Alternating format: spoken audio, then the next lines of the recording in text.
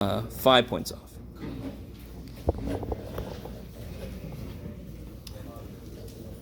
Okay, let me see.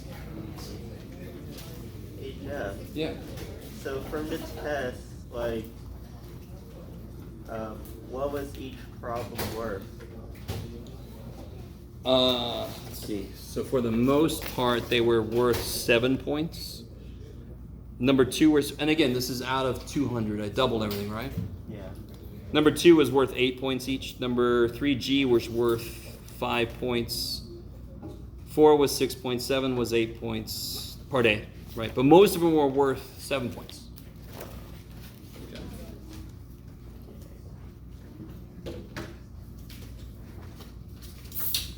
Well, all right, let me see if I have this. No, that's not. Oh, here we go. That's perfect. Like. Oh, this is later. Right on that. That's that. Okay.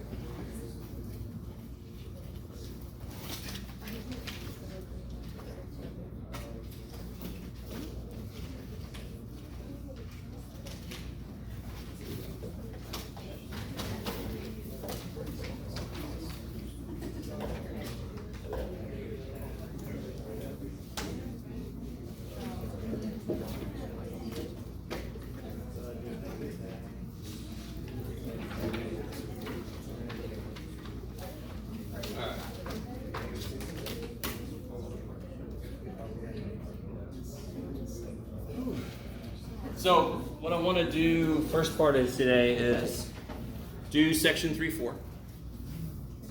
3.4 is something called a chain rule, and I've sort of talked a little bit about it before.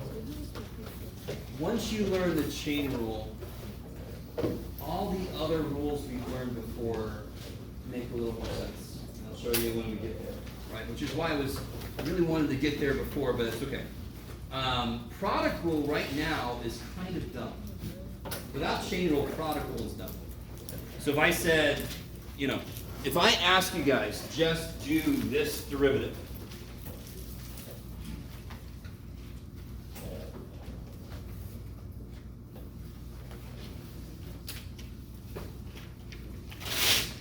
Would you use the product rule, or would you just do something else first? Hell yeah. What would you do first? Distribute, because then you can just do the derivative of each piece. It's easy. Yay, right? Is everybody with me? So just to show that, you could just simplify this first, right? And then what's the derivative? That's nice. Go ahead. 3x squared plus 18x plus 2. Kick ass, right? Product rule would kind of suck. It wouldn't be that long, but it would be longer than that. So, you write the same function down, but I'm going to make one little difference here. Same function, except I'm going to put 11th power there, and I'm going to put a 30th power there. Do you want to simplify that first? No. Yeah, I like that. Man, if I said, I'm good, I don't blame you. What the chain rule does, I want everybody to understand. Why can't I do product rule? That's another good question, because why can't I just go product rule? Because the inside is more than just x. You guys all with me? Everything we've done so far, the inside has just been x. Right? Okay. Yeah, there's one other thing I got to do. I'll get there. So I really want this to make sense. If I add x to the 11th, that's easy. What's the derivative of x to the 11th? Yeah. Right? But if I have 4x squared minus 7 to the 11th, is there somewhere, it might not make immediate sense necessarily, but does it make sense that this should make the problem more complicated? What's the derivative of x? 1. So see, the inside doesn't add any complexity. What's the derivative of this inside? Holy shit, right? That should make the problem a little more complex. The fact that the inside has its own rate of change. That's not just one. I don't know if you guys are all with. So, on one level, I should expect these problems to be very different, although similar in some ways. This is still something to the 11th power. So, let's look at a really simple example and try to start to develop this rule, right? And now I'll try to explain why the name of it is chain rule. It's actually one that math people named correctly. Let's see if you agree with me. So let me give us a really simple function, right? I'm going to do this two different ways, and then we're going to figure out what's missing. Because what's the best way to do this? What do I do first? What's the best way to take this derivative? What do I do first? Figure out the exponent. What? Sorry. Okay, figure out the inside. When you simplify this, what do you get? 6x. What do you get? 9 x to the fourth. Yeah. So what's that derivative? 36x to the third. Now, let's do this. Same function. But let's assume we can just do the power rule on this. You with me? We're gonna kind of explore this. Could I just do this simpler? Could I just take the 2 down and be done with the damn thing? No. Let's do why. So I really want you guys, I'm about to do something wrong, but it's an exploration. We're saying, all right, we already know what the answer is supposed to be. Now I'm curious, what if I just do this? What if I just bring the 2 down? And the power goes to 1, yeah? What is that? So what, question mark? 6x. 6x squared. Now what's it supposed to be? 36x. Can somebody tell me exactly what factor this guy is missing? 6 to make it 36. Yes. X to make it x cubed, yes? Okay, let me stop for a minute. This is a little weird what I'm doing, but I love this example. And again, it really is just, say, okay, sure I could do that, but what if I just took the 2 down and the power goes to 1? Why is that wrong? Well, it's obviously wrong.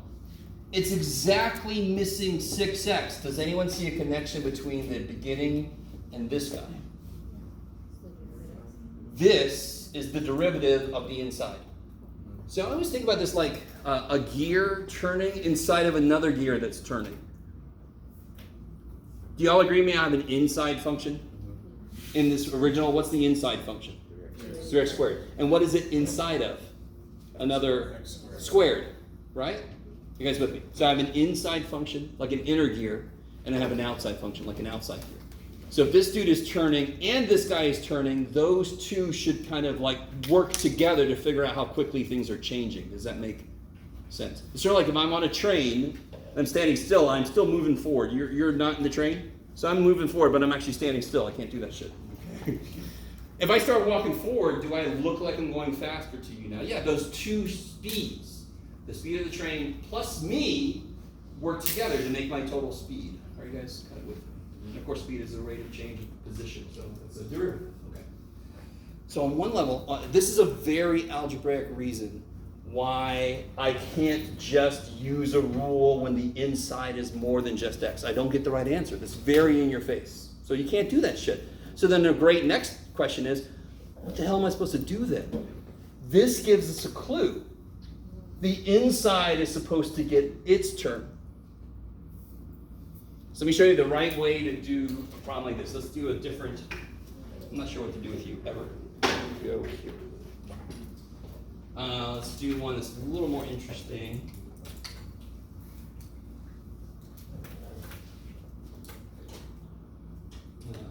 Sure. So what's the outside function? 12th power. So that's what you focus on first. Does everyone agree this function is stuff to the 12th power? Yeah, let me do this. I'm not going to try to make this work the way it's supposed to. I'm just going to at least do the, what does that do? Oh, okay. Yeah. Is everybody okay? You know, if one person wants the lights back up, I'll do it. You guys good?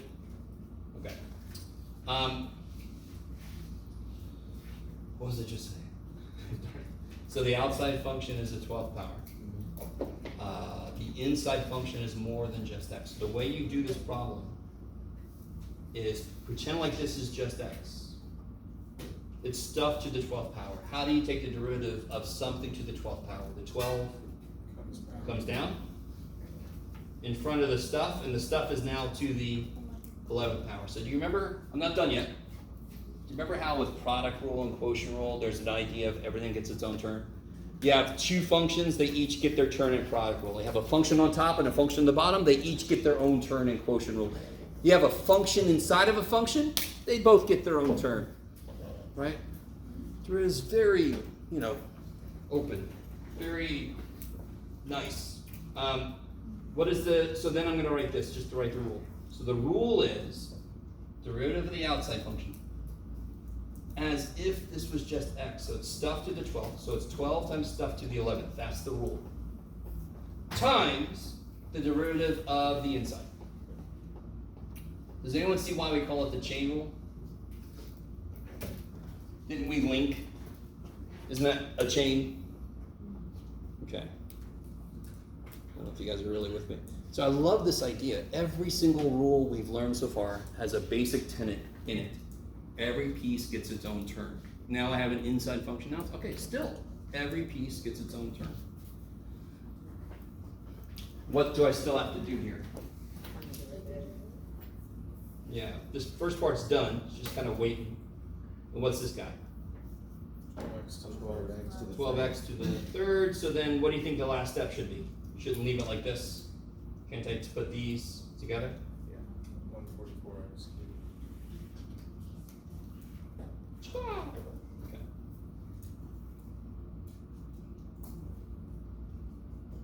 How you guys feeling? Okay. Yes.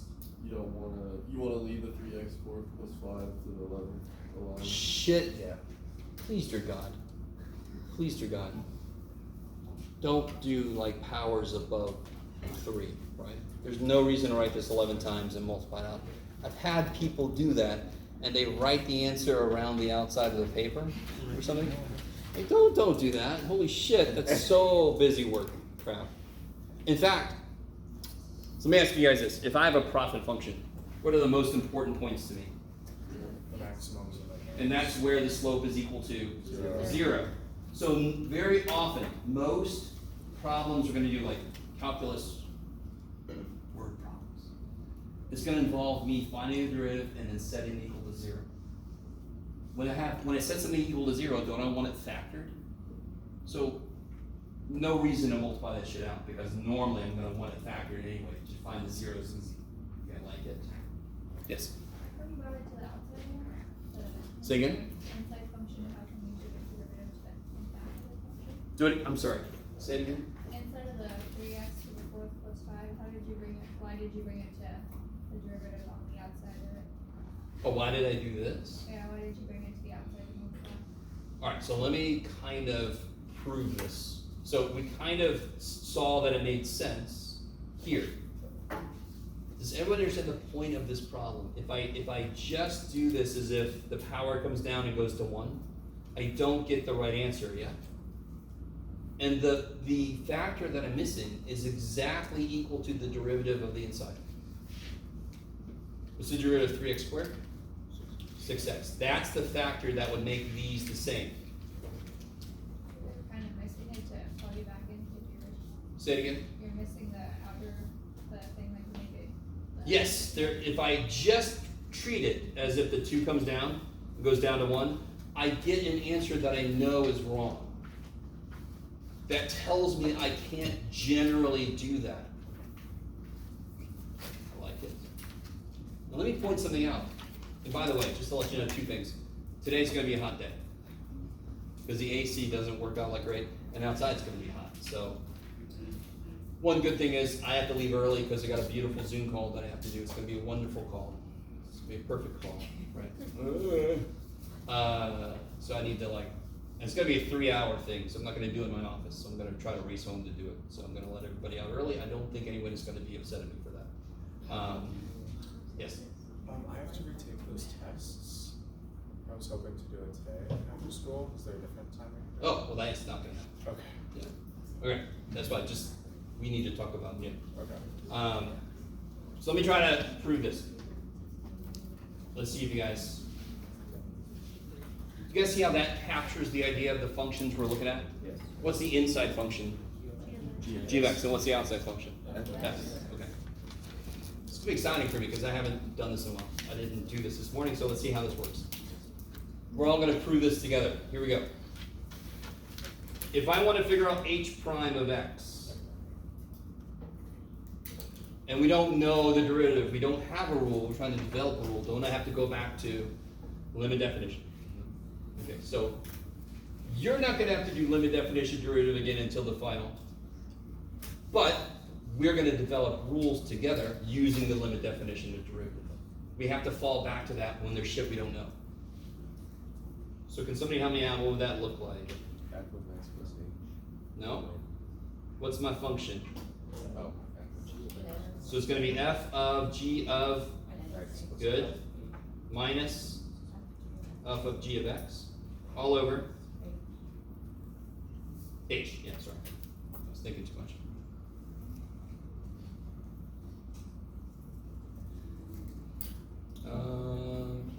It's 4. Oh, God.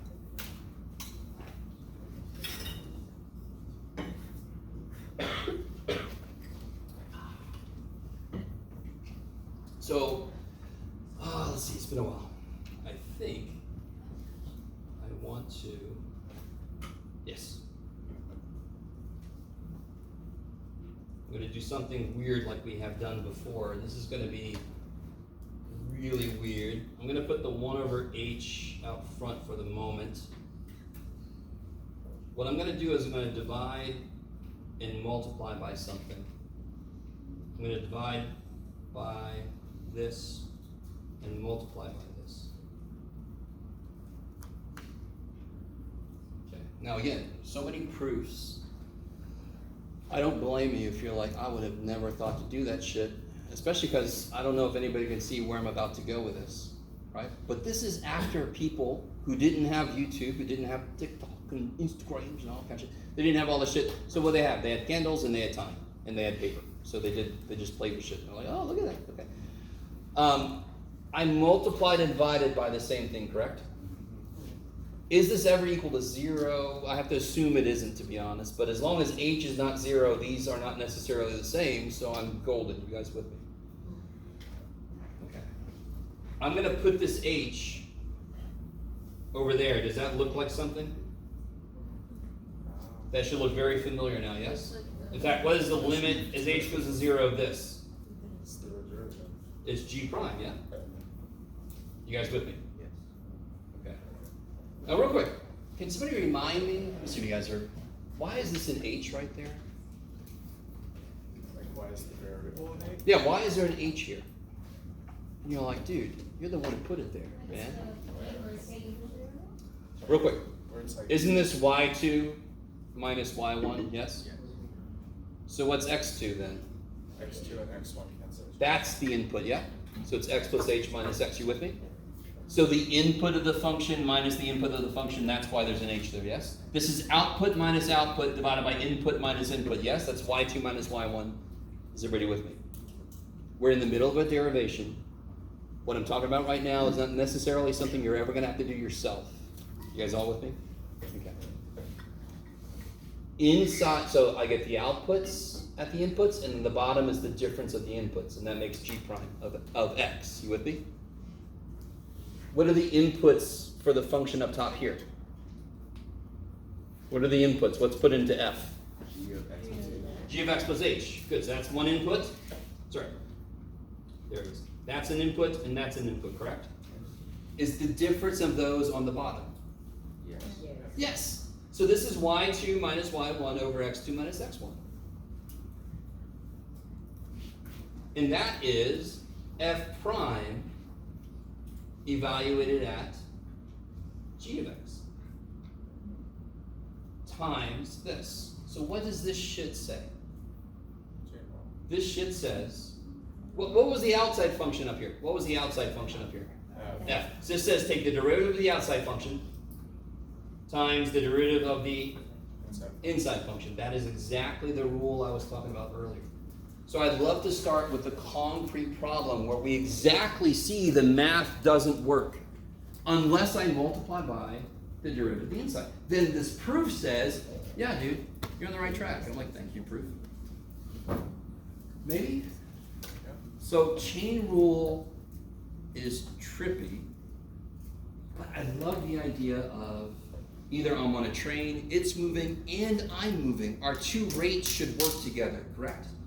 I have an inside function that's got its own rate of change, and I have an outside function that's got its own rate. Those two have to interact somehow. Are you guys with me? If I had a gear rotating and the outside is also rotating, that shit's gonna work together to end up with a overall change in position. Are you guys? Okay. Yes. If you go back up to the example before, like, what kind of helps me make sense of it is you take the derivative of the outside, and you, because you haven't taken the derivative of the inside yet, you do that on the outside. Exactly. That's the thing I keep saying about all the pieces get their own turn. The outside function gets a turn, and then the inside function gets a turn. And How you guys? we don't have to go further than like doing the derivative of 12. All right, here we go. You ready? Right? Beautiful segue. I think I know what you mean. Let's try this, and then you tell me if I'm wrong. What if I had this function here? What do you got, Jeff? Yeah, sine of natural. No, we don't know natural log, Jeff. Let's try again. Sine of 5x squared minus 7 to the 5th power.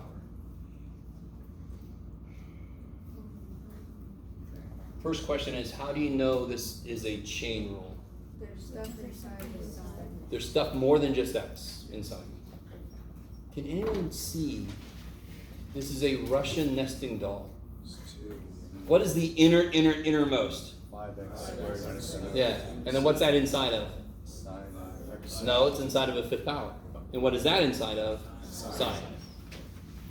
Inside, the most inside, the middle inside, and then the outside. Yeah. Now, listen, you don't have to know that shit ahead of time. What's the outside function? Sine. Okay, now watch how this works. And it's really weird how other teachers kind of show this. You never have to know ahead of time how many chains you're going to get. That's when students get in trouble. You go too far, and then everything's freaking zero because you go all the way down until you derive a constant. No. I don't have to know any of that shit first. Isn't this sine of shit? Yes. Sine is the outside. So I'm going to do the derivative of sine. What's the derivative of sine? Cosine. Holy crap. Of stuff, yeah? Times. What's inside sine? 5x squared minus 7. Yeah. To the 5th. Yes? Yeah. So the chain rule says derivative of the outside function of stuff times the derivative of the inside function. Yes? That's what chain rule says. Did we do the derivative of the outside? Yes. Times the inside of that gets a turn now. So I know on this problem, sorry? No, sorry. No. I know on this problem, I made a big deal about what's the innermost and all that kind of crap. I just wanted to show you why this is going to have multiple steps. I don't have to know that shit ahead of time. Outside is sine, do it, times whatever the shit's inside of it. Is this a chain rule by itself? Yes. We know that now. I didn't have to know that ahead of time. So now I'm like, okay. That's just going to come for the ride. He's done. He's like, come on, guys, what the shit? So he's just coming for the ride. Times. Now what's the chain rule say to do about this? Find the derivative of 5 over. Well, do the derivative of what first? 5x. The 5th power. The inside you do last always, right? So what's something to the 5th power? What's its derivative? 5 times stuff to the 4th power. Then chain rule says what? So that's the outside power. Inside. Chain rule says you better tack on the chain of derivative of the inside of that. You guys kind of with this is why I try to make a big deal out of write the rule, do the derivative next. If you try to do the derivative as you're doing the problem, that's where you get into this freaky ass, how do I know when to stop, Jeff? Well, then don't do that. Outside times the derivative of the inside. Oh, this is chain rule. Okay, outside times the derivative of the inside. Is this going to need a chain rule? No. So that I know that I'm going to stop there. I don't have to know ahead of time when I'm going to stop. Of course I'm going to stop when I do this derivative. It's not a chain rule, is it? Why is that not a chain rule? There's no inside terms. Because the function is x that's inside of it, yeah? What's the derivative of x? We've always done chain rule, always. What's the derivative of x squared? 2x times the derivative of the inside, which is x. What's the derivative of x? 1. We've always done chain rule. It's just when the inside is x, its derivative is freaking 1, so it doesn't show up. You guys kind of, and I didn't want to, part of me sometimes thought maybe I should teach chain rule from the beginning, but then that just makes everything harder from the beginning. So I'm like, no, I'll point it out later. Okay.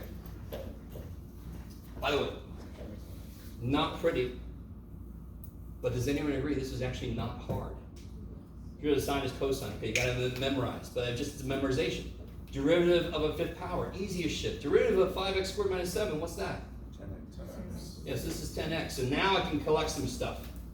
What's gonna go out front? What's kind of free to move here? 5.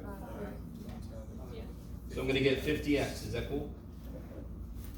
And then I could put this in front of there if I want to.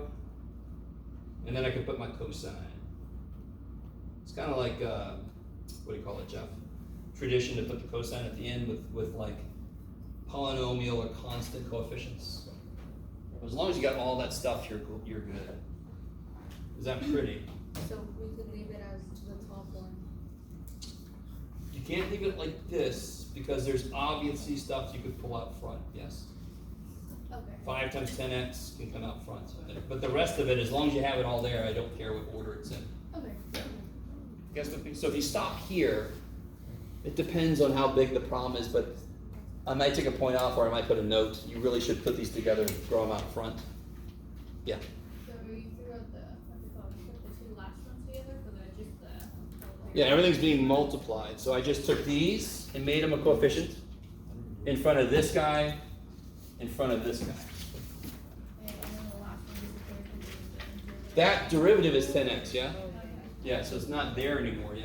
I didn't feel like writing a whole other line out. Sorry. Okay. You guys roughly with me? Alright, I want to do one more example of this. I want to talk a little bit about something from earlier that I didn't talk about. And then I got a worksheet for you guys to do so I can finally shut up and let you guys talk to each other. So nice, Jeff. Shut up. So here's one of my favorite problems. Okay. A problem like this. Oh, let me put the instructions. Find all locations where a tangent line is horizontal. Find all locations where the tangent line is horizontal. Here we go.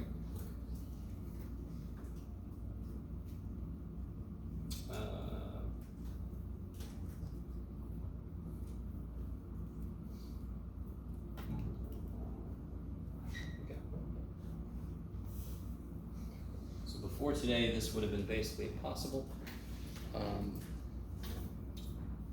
Unless, of course, you had somebody just tell you, jingle. But let me ask you this, though. This is where we need to start realizing how all our rules kind of work together. What is the most immediate thing about this function? Is it a quotient? It's a product. That's the first thing to notice about this. This is most importantly two functions being multiplied, yeah? So I'm gonna obviously have to use the freaking rule named after that, product. I don't have to know right now, but obviously we do know, but I don't have to worry about the chain rule yet. I'm gonna apply the product rule. What's the product rule say to do? Derivative of the first times the second. Good, get rid of the first times the second. So prime, right? Plus? I'm with you. I always do this. You can do whatever order you want to, but I do the first times the derivative of the second. Do you see how I'm not doing a derivative? You can if you want to. But that's where people make the most mistakes, because they're trying to keep too much shit in their head. Write the rule first. The rule says whatever this dude is, derive it times the other guy. Plus, leave him alone times the derivative of that guy. Now I can focus on derivatives. Being nice to myself, right? This derivative involves what? Good. See, I didn't have to know until I got to this point. I didn't have to know it was a chain rule. Right now I'm like, okay, that's a chain rule. Everything else doesn't exist. And I've told students who had a lot of trouble, I'm like, just cover that shit up. Your whole problem right now is this. Because I think that leaks into people's brains. I don't care about that shit. I don't care about it. It's just sitting there waiting for me. So how do I take, what's the outside function for this piece? 5. Good, it's something to the 5th power. So what does that do? Put 5. 5 comes down in front of stuff. The stuff is now to the 4th power. And then, what gets a turn? The 2x squared. Yes, this gets a turn. And this is just sitting there.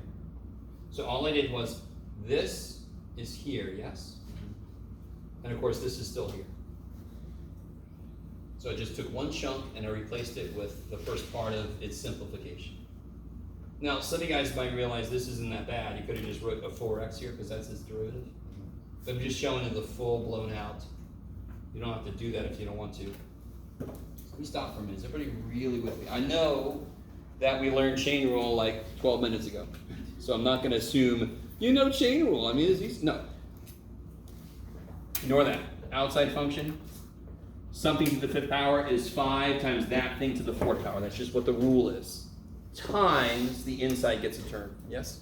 How come you would say to ignore the rest again? Because at that moment, I'm not doing anything with this. Okay. So real quick. Side note, don't write this down. Don't write this down. If I gave you this problem,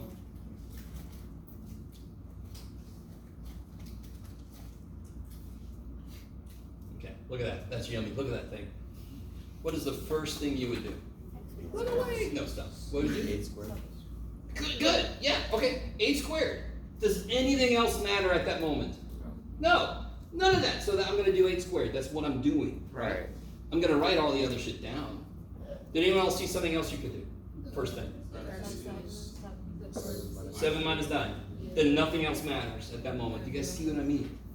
I've seen this happen with students where other stuff leaks into your brain, and I think part of you feels like you're supposed to worry about all of it.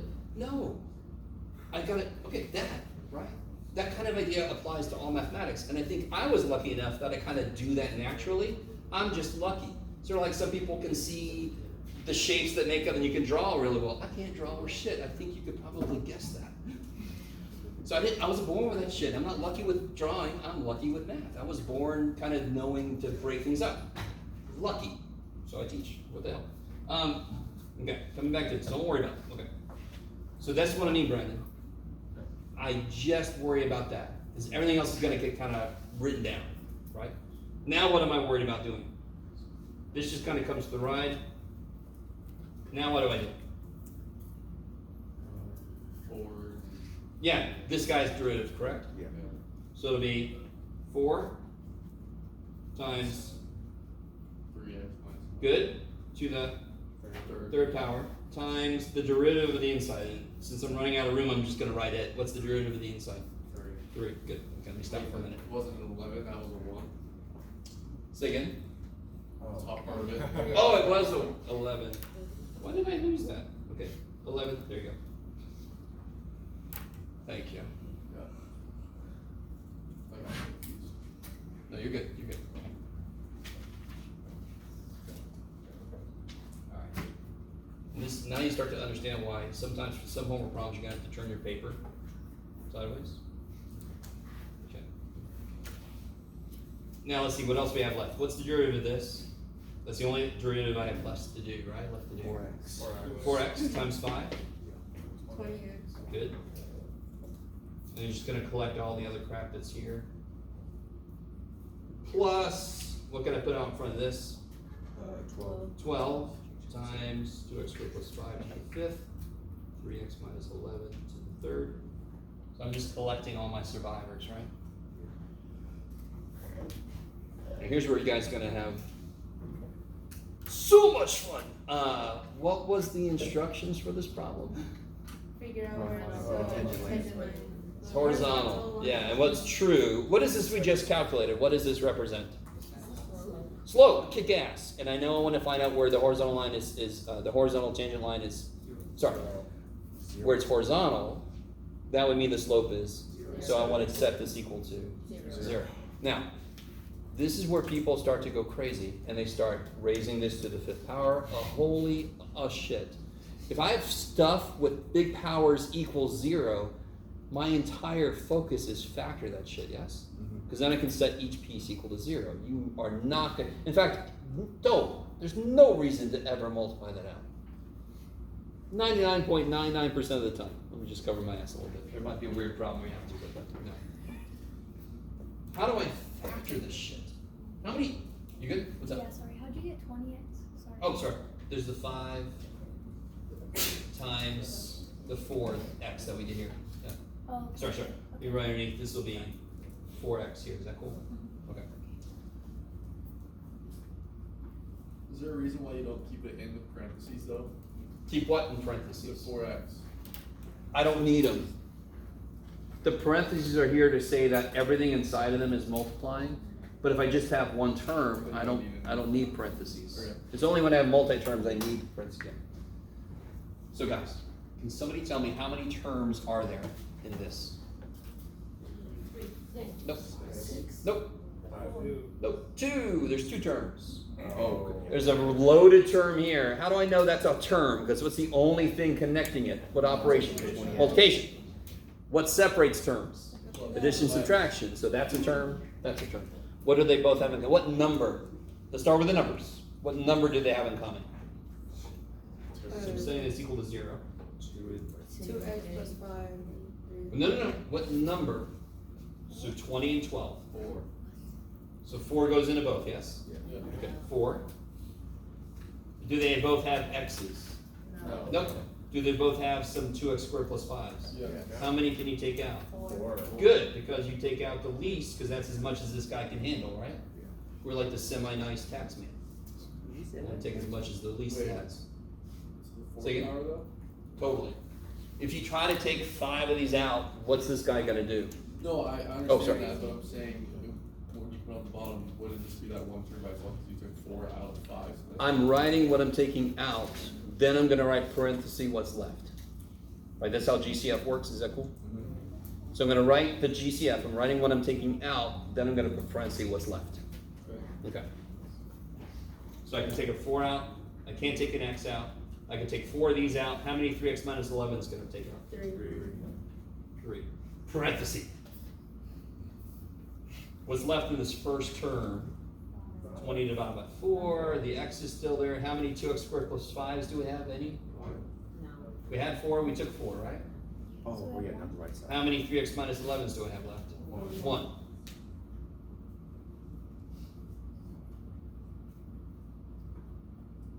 Stop. Plus. Let me make sure everybody's really with me. This is huge, by the way, what we're doing right now. This is going to happen often enough that it needs to be a quick little skill. Factor, and then set each factor equal to 0, yeah. So you, what's it called, add everything together and So, this is how many of each of these I can take out. then, you added the. Now I'm taking them out. 20 divided by 4 is 5, right?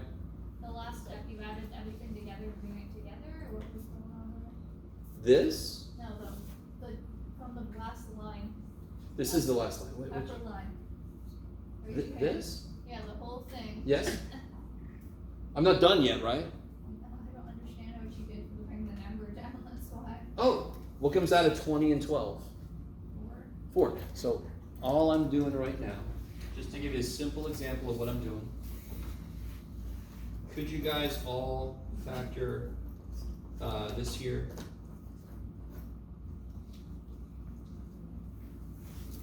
Right, what comes out?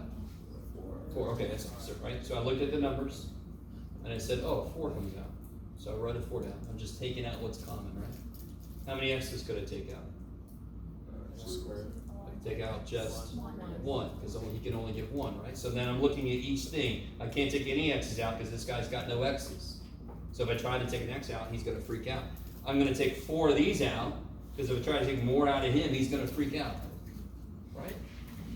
Okay. So this is the GCF, this is what's sitting up front. This term becomes this. Plus, what happens here? Good? How many of these are left? One of these left.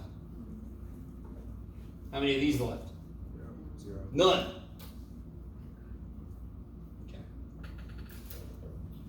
So I get 4 times 2x squared plus 5 to the 4th times 3x minus 11 to the 3rd times, I'm going to do this a little quickly. You would distribute and get your like terms together, is that cool? I get 15x squares plus 6x squares is 21x squares. I get minus 55x plus, oh, okay, minus 55x plus 15. Is that all right? Yeah. Can anyone tell me one answer to this? Is this ever 0? 2x squared, is it positive or negative? Plus 5, could that ever be 0? Because 2x squared would have to be negative 5 for that to be 0. So that gives me no answers. Can this be 0? Good, 11 over 3. Add 11, divide by 3. If x is 11 thirds, that's 0, yes? Wait, how come again? How come it would be 11 thirds?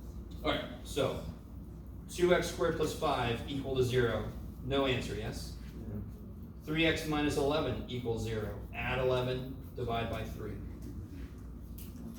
Okay. What about this guy? It might be factorable, but I'd probably use what? Quadratic formula, right?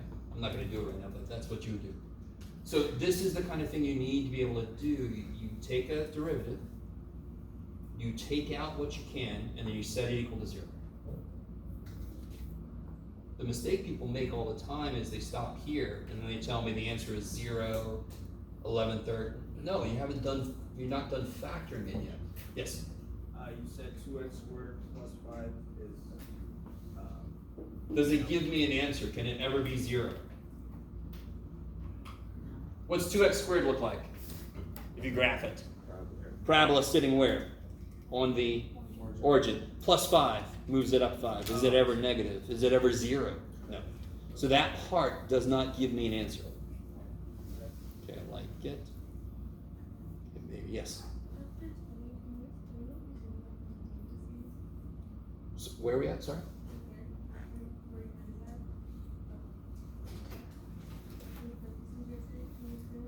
Here? Here. Oh, okay, okay. 4 goes into 25 times. The x is still there. I took 4 of these, so they're all gone. I took 3 of these, so I have 1 of them left. Right? Okay. That's it. All right. 4 goes into 12 3 times. I took 4 of those, so there's 1 left. I took 3 of those, so they're all gone. Okay. This is just a loaded. Do you guys agree with me this problem here is easy? If I said factor this? This is the exact same problem. This is exactly the same. It's just loaded with shit. So it looks worse. But I can see a 4 comes out. I can see no x's come out. I can see 4 of these come out, and I can see that 3 of these come out. I can see that. And then I can just write what's left. If I do take those out, what's left? That's how GCF works. I don't care how much crap there is. The more crap there is, the worse it looks. But it's not harder. It's just more stuff to write. I know that you don't fully agree with me right now. Maybe. But the more you get what I just said, the more sense math makes. This is exactly the same as this problem. It just looks worse.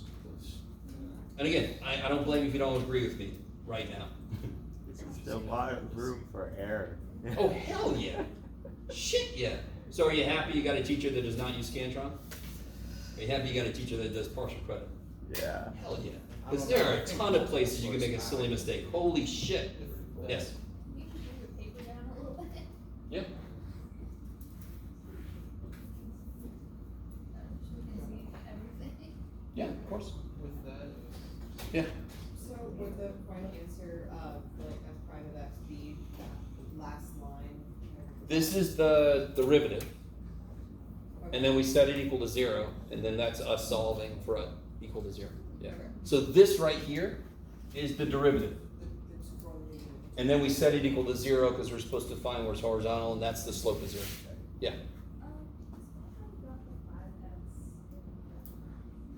Oh, here. Okay. All right, let me do this. Let's do another problem. I'm going to turn my paper this way. Okay. We'll do one that's a little less loaded with shit, okay?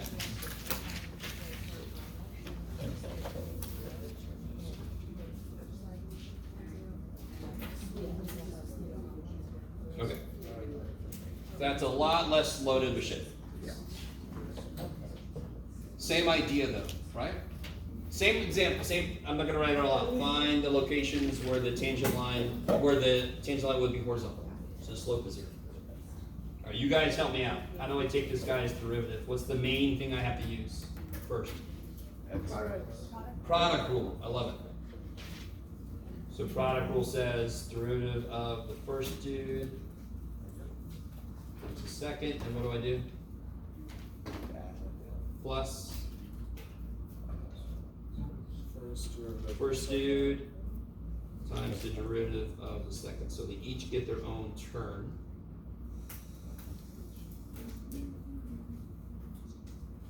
Okay.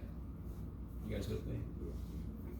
This is a beautiful thing about, you have to memorize the rules anyway. If you write the rule and don't do the derivative yet, that's getting the rule in your head. Plus, you have less shit to do in your head. So now I'm gonna do the derivatives. What does this involve? Here's a funny thing, you ready? All right, let's do it. Does this involve a chain rule? Yeah, you'll see why. Well, let's see. How does this work? What's the outside function? 3. So something cubed, what's its derivative? 3 times it to the second power times the derivative of the inside, yes? But what's the derivative of the inside? 1. So what's really, really interesting is if the inside of the function is linear slope 1, the chain rule is not going to show up because it's just going to be 1. Yeah. Do you have to know that? No, you could just do this. You could do its derivative, and you'll get 1. Times this. This is still there, yes? Yeah. So I just replaced this with this, and that's still there. And that's another thing that's a really easy place to make a mistake. You get so focused on doing this, you forget this guy is just sitting there. Yeah. How come you added x minus 5? I didn't add it. It's chain rule, right? We did the derivative of the outside, 3 times stuff squared, and then the stuff gets a term. Yes? That's chain rule. What's the inside function? X minus 5. Yeah, so it gets a term. Okay. Anytime the inside is more than just x, the chain rule might create something that's more than just 1. All right, how do I do this derivative? 2. Good, so it's something squared. So the 2 comes down. It's now to the first power.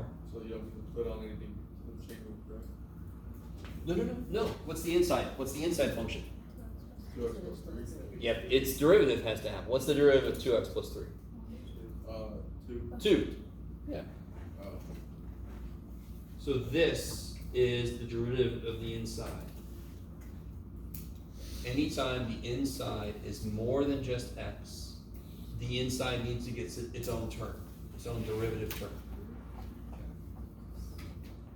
So let me kind of clean this up a bit now. What's this derivative again? 1. So I get 3, x minus 5 squared, 2x plus 3 squared. Plus, what can I put out front here? What do you collect? 4. Good. You guys see how that's I'm just collecting my kind of like shit that I can multiply, right? I can collect all my numbers together. Okay. And what do we want to do with this? GCF. Because I have to set it equal to 0.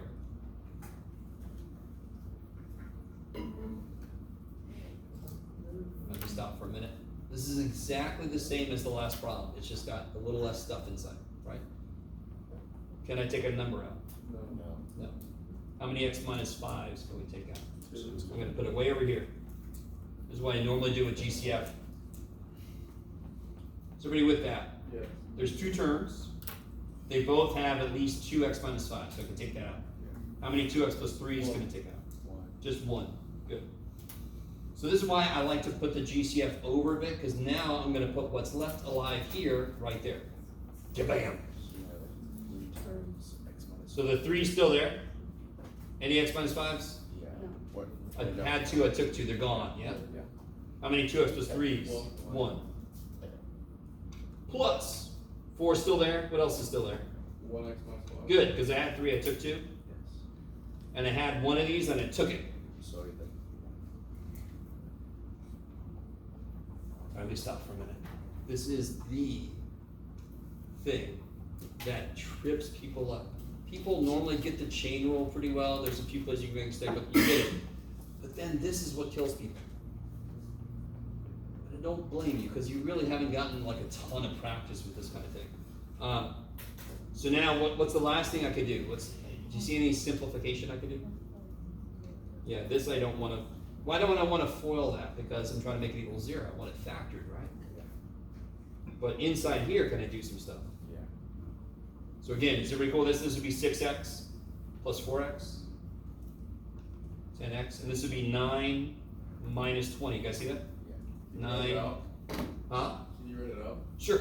So those would be 6x plus 9 plus 4x minus 20, yes? Yes. Okay, so 6x and 4x is 10x. 9 minus 20 is Negative 11. good. So now can you just read off to me? Now it should be easy as hell. Can you read off to me the answers? X equals 5, because that would make that 0. Just see this well enough. Wouldn't you subtract 3, divide by 2? So what's that? Negative 3x. This would be add 11, divide by 10?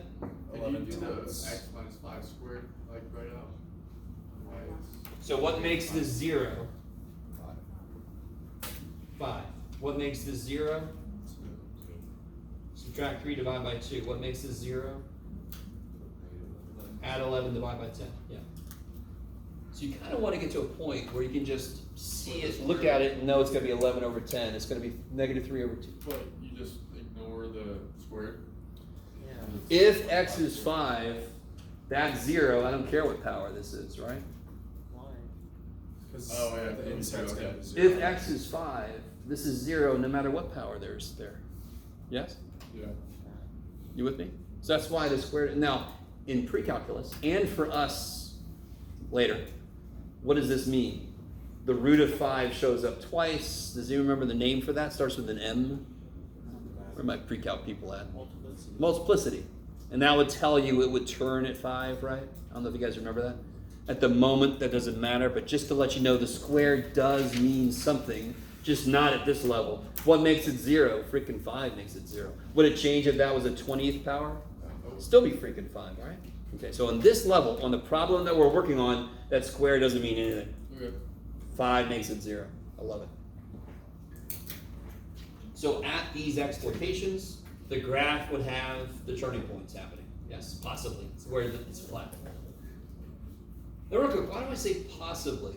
All right, wait a minute. Let me make sure you guys all got this. So, parabola. You all agree with me that it flattens out right at the vertex, right? Yep. Okay. What about a cubic? Does it flatten out anywhere? It does. The derivative. It goes that one. negative. It goes okay. Positive slope 0, but then it keeps going. It doesn't turn. It tricks us. So there is a 0 slope right there. But is that a turning point? No, it tricks us. So I could have a function that goes to a 0 slope, but then it just kind of keeps going. It's not a real turn point. Is that the location of a maximum profit then or something? What would be a maximum profit? It would look like this, yes? Is this a maximum profit? No. No. Little jackass. So if I find all the locations where I have a horizontal tangent line, that does not mean automatically that it's a max or min. It could be one of these stupid little, no, I'm not. I'm gonna turn, no, I'm not. So we don't know. Okay, shit. So later we're gonna worry about identifying, well, is that a max or a min or just a little jerk? It's kind of pretending. Okay, maybe.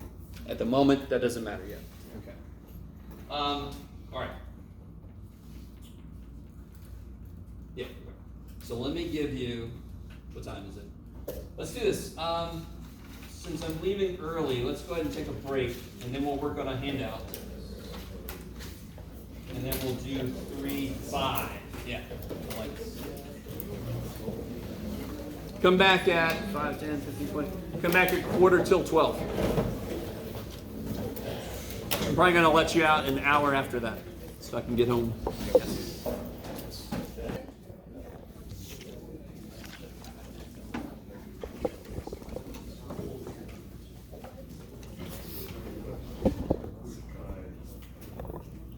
Those of you who have done the homework, there's one derivative rule that is silly easy that I forgot that they put this early. They put it too early. I'll have to do it later because we don't know enough yet. But very somewhat quickly here. What section is that? The function is e to the x. Right? E to the x is the coolest little dude. And let's try to figure out why that might be true. Can somebody tell me or show me what that would look like? Yeah, cool, I like it. It's like you throw me out of the game. So what's true about the slope back here? I'm going to try to graph its slope. And you guys are going to help me. What's true about the slope right here? It's getting, back here it's really close to 0, correct? But does everyone agree with me it's not negative? The slope back here is always positive, yes? Because if I go backwards, it's getting closer to 0. So if I go forwards, it's getting farther away. It's going up. Yeah. So you all agree with me, back here, it is very small positive slope, yes? What's happening as I move along? What's happening to the slope? It's getting bigger. It's getting bigger. So it's getting bigger slope, it's getting bigger slope, it's getting bigger slope. Holy shit, it's the same kind of picture. So this is a really good way to get a feel that this function is at least directly related to itself. And for e to the x, let's see what that does specifically. So if I had b to the x, meaning it could be 2 to the x, 3 to the x, whatever the shit. You guys help me out. How would I figure out this guy's derivative?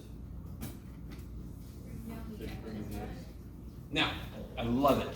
I did not set you up because I didn't even think about that, but I love you said that. Why does that rule not work here? What form must something be in to apply that rule? Give me an example function where you bring the thing down and it goes down by 1. X to the 5th. I love it. Doesn't the base have to be the variable? And the power has to be a constant, correct? Is that what I have here? Here the base is a constant and the power is a variable, yes? So it does not follow that rule because it's not in the right form. Are you guys with me? The specific form for power rule is x to the n. X base number power. Yes? So that cannot follow that rule. Okay. So we don't currently have a rule for this. Therefore, what do I have to go back to? Our favorite thing ever. Limit definition, yes.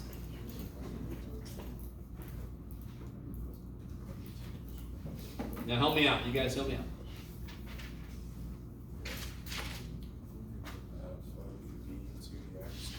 So the limit definition, to remind you, is f of x plus h minus f of x over h, yes? F of x is b to the x. Okay, let me put that in there. Yes, f of x is b to the x. What is f of x plus h? B to the x plus h. B to the x plus h. I love it. Just stick an x plus h in, right? Over h. Now, I don't blame you if you look at that and you go, okay, can't do the damn thing there, buddy. But watch this. Let me see if you guys are cool with this. Help me out. What's x squared times x cubed? X to the 5th. X to the 5th, yeah? X to the 2 plus 3, right? So if I had x to the a plus b, couldn't I write that as x to the a times x to the b? So this is b to the x plus h. Isn't that b to the x times b to the h? Well, you just separate them? Is there like adding powers kind of thing? Yeah, I'm undoing the adding powers. Since there were powers added, there must have been like bases with those powers, right? We don't normally do it that way, but here it's going to help. Because what can I do on the top now?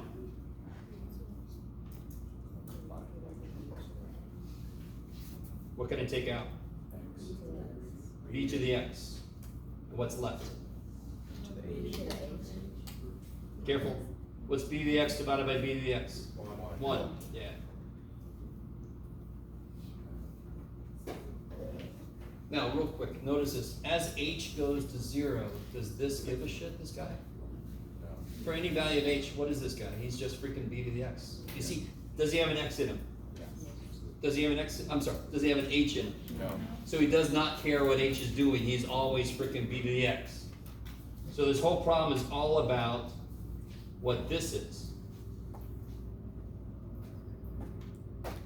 So this is, yeah, f prime. So what did I say earlier? Just by analyzing the graph of an exponential and realizing that the shape I get for the derivative is the same, I knew the derivative should be related to this guy already. It's related to itself. The function was b to the x. This is b to the x times some number. So it is related to itself. It's got a slope that is related to itself. That's crazy. This, by the way, one of the most interesting definitions of E is if I make B equal to E, this limit becomes 0. And what I don't like about the book doing this early is they just sort of like do a table and they say, look, it looks like it's going to 0. Later, we're actually going to be able to prove this a little better. This section is system? This is actually section 3.1 maybe, I can't remember. I was just surprised they put the E so early. So what this really means is if the base is E, this piece is 1, correct? So the derivative is would be equal to e to the x. So what that means is the derivative of e to the x is e to the x, exactly. Funky. Maybe? No. It is its own perfect derivative. If the base is not e, it's off by a little bit. It's not equal to itself. Later we'll figure out what that is. Right now we know this is true. This kicks so much ass. Okay, so real quick, if I had this function, is there an inside function? Yes. What is it? X squared minus, no. Yeah, go ahead, yeah. X squared minus 4. And what is that inside of? E to the something, yeah? Yeah. Okay, so E is the outside function. X squared minus 4x is the inside function, correct? Okay.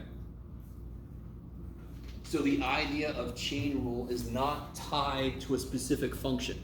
Any damn time you have something inside of some other function, you use chain, right? What's the derivative of e to something? E to the x. It's itself. Good. So the derivative, you do the outside function first.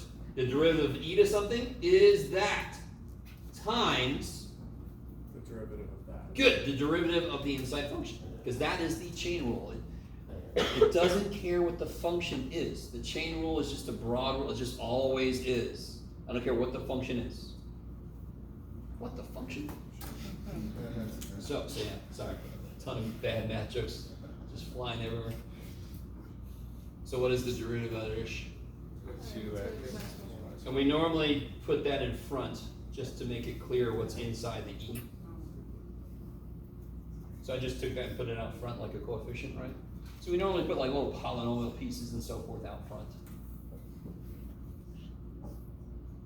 So that is the best function we've hit yet. Its derivative rule is don't do anything.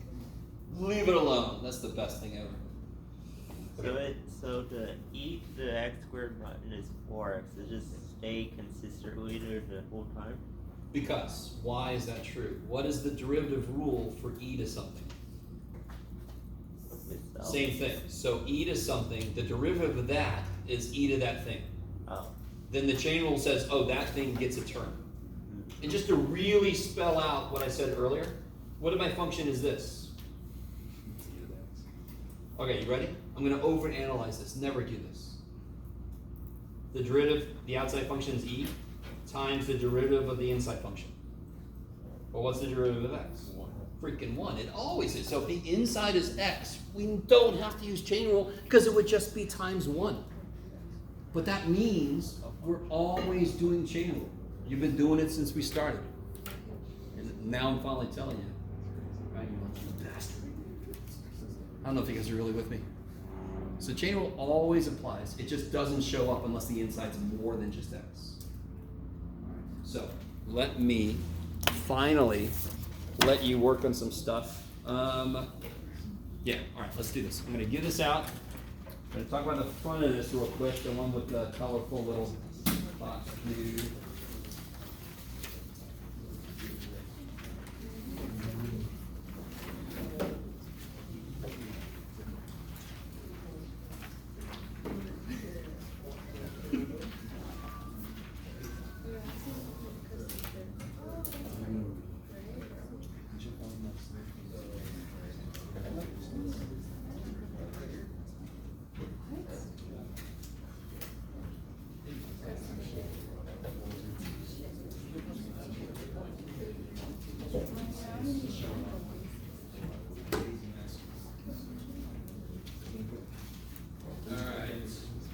So very quickly, I give you some examples.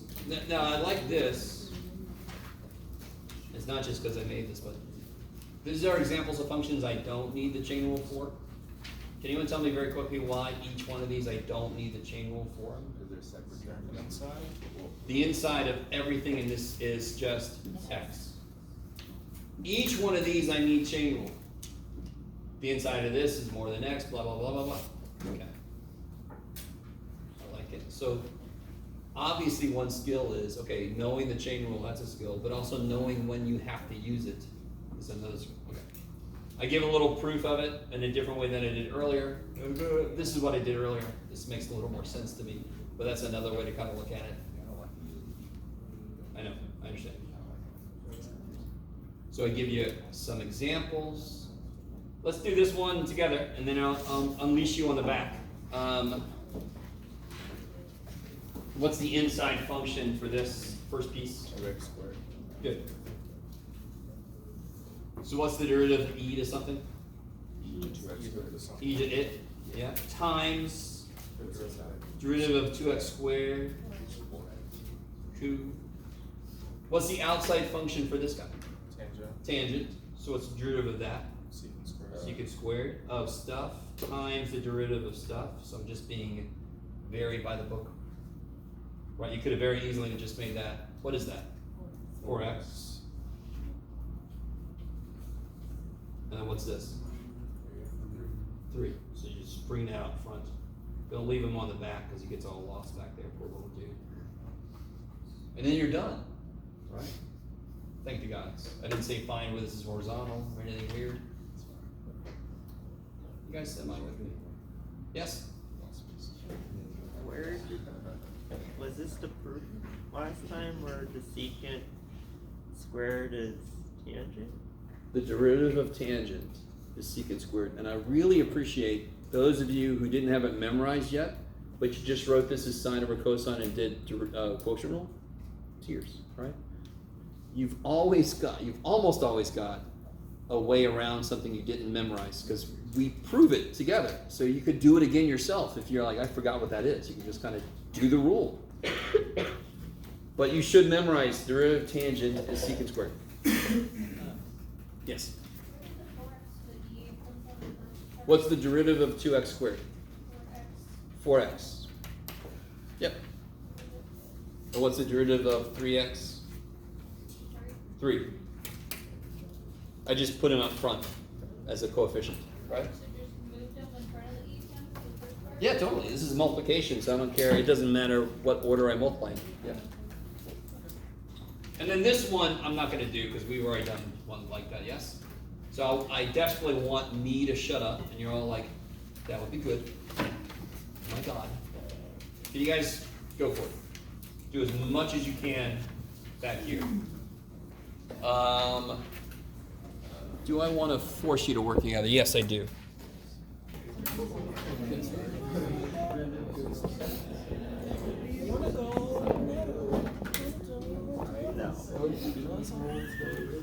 What's it?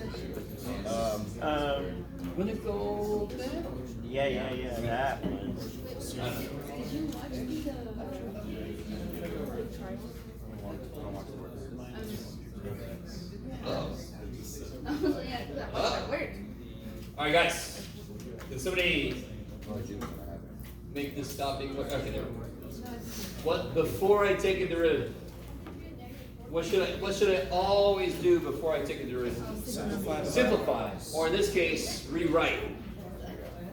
I feel for the person that did this with chain rule. You guys see how that could be looked at as a chain rule? Yeah. No need to do that, because that can rewrite it in the form of a direct rule x to the n, right? So I'm not gonna put a prime there yet, because I'm not gonna take a derivative yet, because I gotta first simplify this. What can I write this as? 2x to the 3/5. good, power on the top, root on the bottom. And then what kind of power makes something flip? Negative power. So I just rewrote the function. Now everything is in the form x to the n. So now I can just apply that rule over and over and over. So now I can do f prime. This is nice, right? And then Minus 12x. 12x. Plus 3/5 6/5 comes down, 6/5. x to the negative 2. Good. Remember the shortcut, 3 minus 5 is negative 2. Put it back over 5. Plus 9x minus to the negative 2. Plus 9. Yeah, good. The negative 3 comes down, multiplies by the negative 3 that's already there, and then the power goes down by 1. The most common mistake is I see people put negative 2, but that went up by 1. If I'm negative 3 degrees and I go 1 down, I now get negative 4 degrees now. And I know we live in California, so we don't even believe temperatures in the 20s exist, but negative temperatures, yes. Would you? I think the negative 2 or 5 is negative. Oh! Alright. What always happens when I have x to a power? The power goes down by 1. We subtract 1. So 3/5 minus 1 would be 3/5 minus 5/5, which would be negative 2/5. The shortcut, 3 minus 5 is negative 2, put it back over 5. That will always work when you're subtracting 1 from the fraction. Yeah. Yes? Then would you simplify it further? Not really. This is fine. Oh, the root? Okay. I hate root notation, so don't make it a root. There's no real need to bring that underneath. It's actually better to leave it like that. So, yeah. What simplification do I need you to do? If something cancels, if there's like terms, right? You guys with me? But there's nothing like that here, so I just leave it. If you want to rewrite that, feel free. I don't care. Which two problems on here? Which other problems related to part B? D. D. So these two have something similar for somehow. They don't look like they have anything similar. But cosine 2 is a number. There's no variable here. The whole idea of a derivative is as x changes, what does y do? So do you see here, if I make x change, isn't my output going to change? So the derivative is not 0 because if I change x, my y is going to change, yes? Here, if I change x, does this care? There's no x. There's no x. I have no control over it because there's no x in there. Another way to look at it is cosine 2 is a number. What's the derivative of any number? Done. Okay, good. I'm not going to do this to you like a ton, but I think in the homework there's a couple places. You know I'm going to put one problem on the test. That's like pi to the 5th. So what's the derivative? 0, because pi to the 5th is a number. Is everybody with me? Yes. There was a problem like that on the test. It was like square root of 11 or whatever. The very first problem in the derivative section, that last problem, that should have just been 0, because, again, derivative any. So what's this one? 0? Yes. How is that one 0? Any variables in here? E, is that a variable? No, it's an established number, just like pi. Everything in here is a number. So as I change the variable, whatever the variable might be, does this care? No, it just stays whatever the number is. So what's the derivative? How does it change over time? Not at all. Okay, I like it. What must I use here? Because there's nothing I can do to simplify this, really. Yes, so this one I have to use a quotient rule. Have you guys, how do you have it memorized? Some of you guys know the song. Maybe ask a tutor, because I'm not going to tell you the High song. and low minus low Yeah, and high. I hated the song because it kind of worked both ways. So here's my song. You ready for my song? You're like, don't sing too much because you're a math teacher for a reason. All right, shut up. Top first. That's my song. Just remember the top gets its derivative done first. Yeah. Right now you have to memorize the rest of the format, but I mean that's how you remember which way to do this. So I do the derivative of the top times the bottom. How does it work? Minus. Why is it minus? Anybody remember? Because I'm about to take the derivative of something on the bottom, it would have a negative power. That's where the minus sign would come from. I'm going to show you a different way to do this problem. I'm going to show you how young, naive, dumb Jeff did this problem.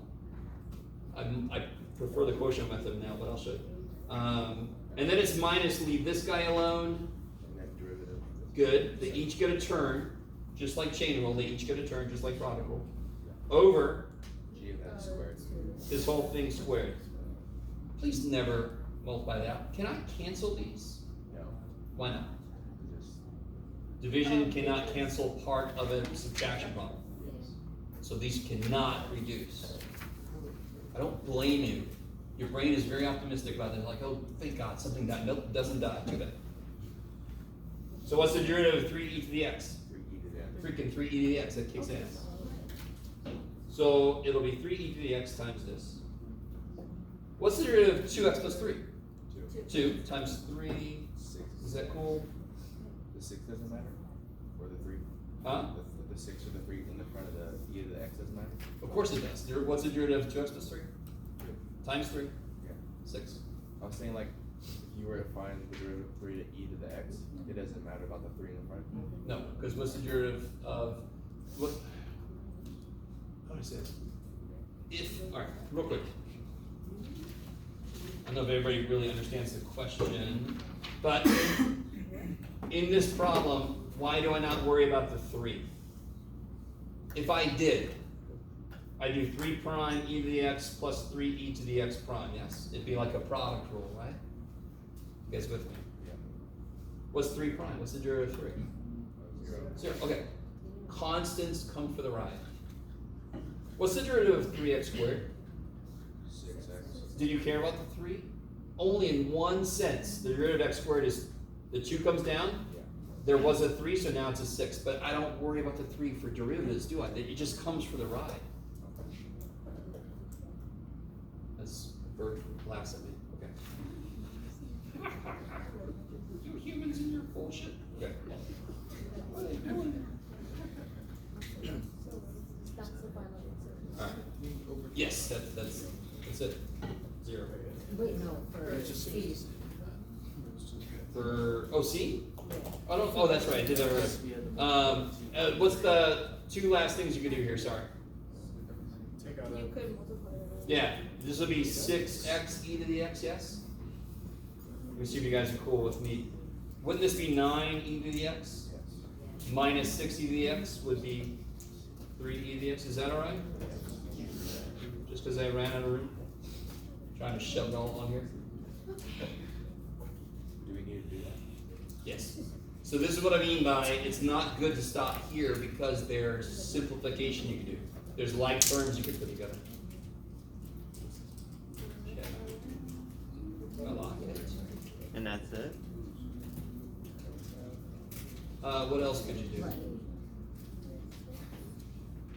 I guess not. You could try to factor the top and e to the x comes out, a 3 comes out, but it doesn't cancel with this guy, right? Okay. You guys see that? If I took an e to the x and a 3 out, I get 2x plus 1, which does not cancel with this. But good point though, Brandon. You should double check and make sure nothing reduces. Primarily, what's e? What kind of thing is e? What's the main thing happening? It's the base. What's the variable defined to be? Because I use function notation. So what's the variable? Theta. So this is not equal to 0 when I take a derivative because there's constants running all over the damn thing. What is this? What rule am I going to use? Product. Yeah, it's primarily a function times another function. So I'm going to use product rule. All right, and how does product rule work? Derivative of first part Good. times just second plus the front times derivative of the second. I love it. So again, it's really good to write the rule, don't do derivatives. The more comfortable you get, the more you can do stuff all at once. But this helps you get the rule in your head, and then it helps you focus on derivatives on the next step. So you're not trying to do too much in your head. What's the derivative of theta cubed? 3 theta in a second. Good. 3 theta second squared, whatever you want to say. And what's the derivative of cosine? Negative sign. So I'm going to write this negative theta cubed sine. Donezo.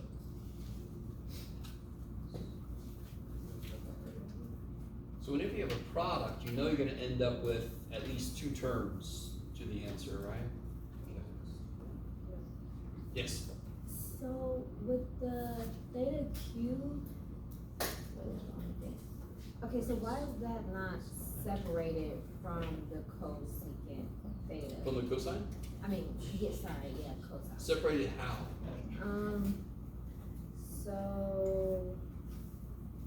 So I wrote down the theta cubed and then I found the derivative of the cosine theta. So you did this. Yes. So you have 2 parts of this, right? So you must do the derivative of this, Yeah. and then this guy has to get its turn too, right? Mm-hmm. So I did the derivative of the first dude first, Okay. times this guy, Mm-hmm. plus the derivative of the second guy, right? They each got a turn. Okay, I guess I just didn't keep it together. I got Tell me what you got exactly. theta cubed times negative sine. Oh, okay. Sure, and that's what I got here. I'm sorry, that's what I got here, right? Yeah. I just put the negative out front. Okay. So I could do this. Is that cool? And now you just put the negative there. Okay. But then after that, like you can't combine anything because I had took out a theta squared. Sure, you could factor that. Okay. Is there any reason I should right now? No. If I said find where it's horizontal, then you want to factor it. Okay. What do I do next for this problem? Nothing, so I can stop here. Okay. If you factor it, are you wrong? No. You're just doing more work than you have to. Okay. Yeah. Okay. We've seen some problems like this where the smart thing to do before I do a derivative is see if I can simplify it. So up here, I had to do quotient because there's nothing I could do to this. There's no other way to write this. Well, I did say I was going to show you another way, but maybe not. What could I try to do? I really want everybody to understand this. This kicks so much ass. What is the only way this could possibly reduce? If b plus 1 was on the top, yeah? So look what I'm going to do. I'm going to assume that that is part of the top. What would the other part have to be to make it this? 3b minus 1. Now how do I check to make sure? That might not be true. I get a plus 3b minus b. What is that? 3b minus b. 2b. Hey! If I didn't get that, I would screw this and I would do quotient rule because it won't reduce. If it reduces, shit, yeah, I'm going to reduce the damn thing. Because now if I do this, what do I get? See, I haven't taken a derivative yet, right? The one big mistake is people put the prime before they're really doing a derivative. Don't do that. So what do I have now? And its derivative is 3. Done. If you do quotient rule, it'll work. You're just going to give yourself more shit to reduce, and then you got to reduce it. Oh my god. So please try to get you to understand. When I give you a problem, take a moment and say, "Can I simplify this?" If you can simplify it, you're giving yourself a simpler problem to derive. So of course you're going to do that. You're like, "I don't like your problem. Let me see if I can change it legally." All right. This guy I changed to e because I haven't shown you how to do 5 to a power yet. But what's the inside function here? X squared minus 3x. Good. So the outside's e. So when I take the derivative, what's the derivative of e to something? Same thing, e to that thing. And then, of course, the inside gets a turn. A little F2. What's the derivative of this? 2x. And like I said, you normally put that out front so it doesn't kind of get lost.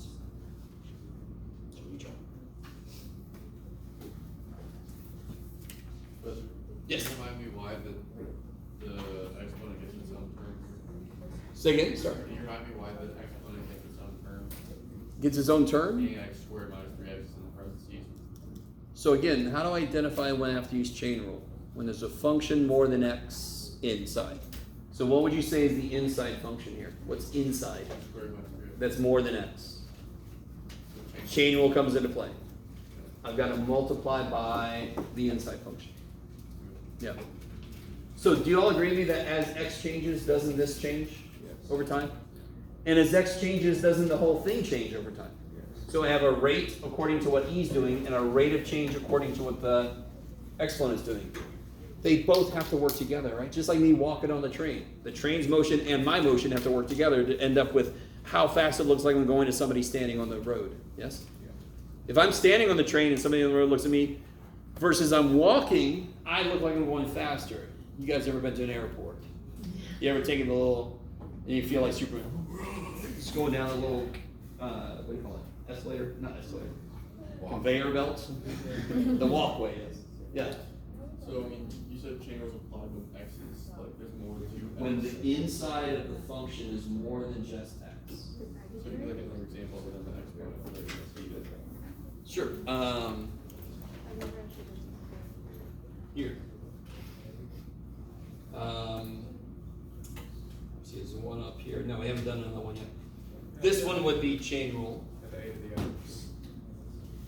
If I rewrite this, and this is just a choice we made to shortcut how much we have to write. We decided just to put the 2 in the middle. And we know that means the square of the cosecant. But now, have you guys done enough of this that that's a lot more obvious what's going on calculus-wise? What's the inside function? Cosecant AX. And the outside function is square. So I can see that a lot better if I rewrite that like this.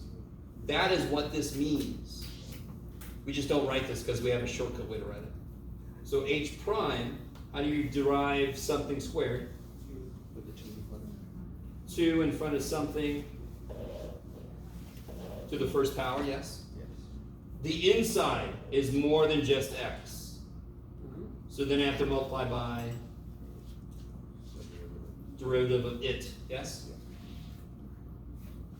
Now some of you guys might realize there's another inside, but do I have to know that ahead of time? No.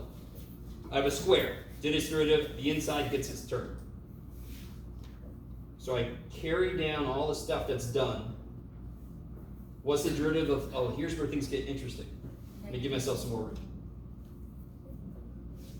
What's the derivative of cosecant? Secant. Yeah, cosecant of stuff. The derivative is negative cosecant stuff, cotangent stuff, and then of course what has to come into play? AX prime for chain rule. So right here, does everybody, where we started, did it have an inside function? Yes. So I do the outside function. Anything squared, the 2 comes down in front of it, goes to a first power. I had stuff inside more than x, so it gets a term. When I do this, do I have an inside function? Yes. So I do the derivative of the outside function is here, and then times the derivative of the inside function. That's what chain rule says. Anytime I have something inside that's more than just x, it has to get its own term. Yeah. How would you want that written as a final answer? We're not done yet, right? What's the derivative of ax? A. So I'm going to pull that a out front. I'm going to pull this negative out front. Are you guys with me? So negative Negative 2a cosecant ax. What's cosecant ax times cosecant ax? cosecant ax squared. There we go. That's the best way to write the answer.